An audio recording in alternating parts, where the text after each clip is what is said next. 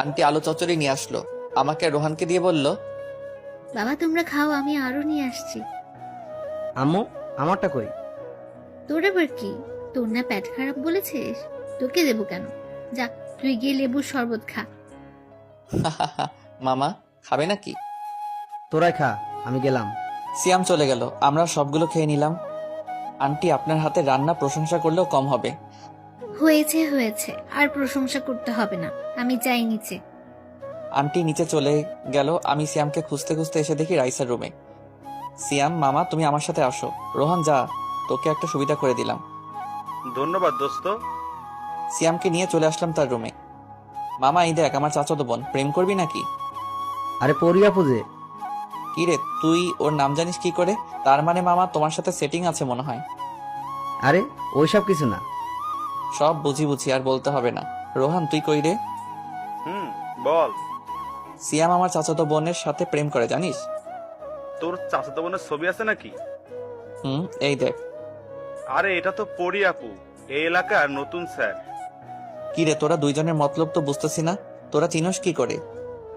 আব্বে হালারপু, তোর তো বোনই নাই যে বিয়ে করে শালা ডাকবো। এখন শালা ডাকলেও ভুল হবে।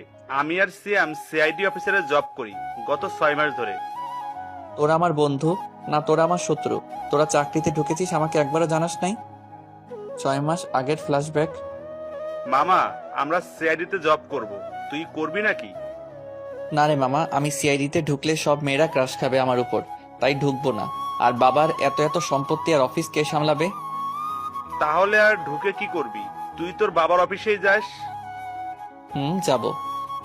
এই ছিল ফ্ল্যাশব্যাক। তোরা যে করেই হোক আমাকে সিআইডিতে ঢুকা। না, আমরা ঢুকাতে পারবো না। আমাদের ঘুষ দিলে ঢুকানোর ট্রাই করতে পারি। কি বলিস শ্যাম? তোরও আমার বন্ধু হয়ে ঘুষ চাইতেছিস? আচ্ছা এই নে, এইখানে 5 টাকার 5টা নোট আছে, এইটা তোরা রাখ, পরে না হয় দিবনে আবার। তুই আর ভালো হলি না রে।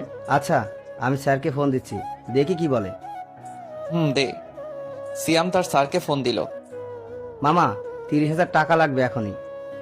এই নে টাকা। রোহান চল, আজকে আমরা পার্টি করব। চল, এই 30,000 টাকা দিয়ে আজকে পুরো ঢাকা ঘুরবো আর বিরিয়ানি খাবো, যা পারি তাই খাবো। তার মানে তোরা এই টাকা নিয়েছিস ট্রিটের জন্য?